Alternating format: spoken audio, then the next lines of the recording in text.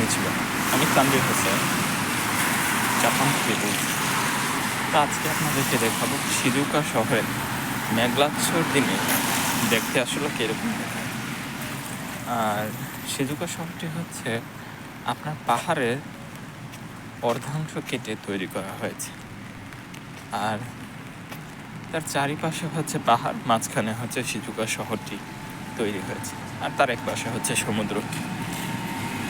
তো আমার চারিদিকে হচ্ছে পাহাড় আছে, 100 কিলোমিটার উঠলে আপনি মেঘকে ছুঁতে পারবেন, আর কীভাবে মেঘ পড়ছে সেটাও দেখা যাবে।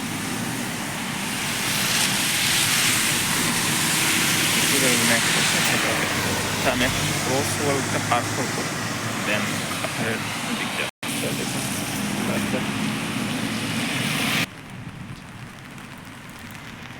এটি ঝিমিঝিমি বৃষ্টি হচ্ছে, বেশিও না। গতকাল প্রচুর গরম ছিল, একদম মাথা ফাটানো গরম, আর আজকে আবার বৃষ্টি। টেম্পারেচার এরকমই থাকে।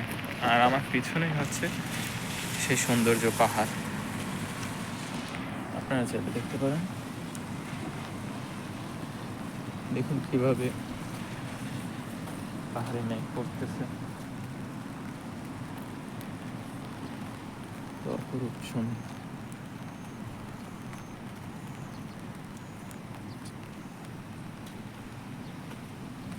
দেখুন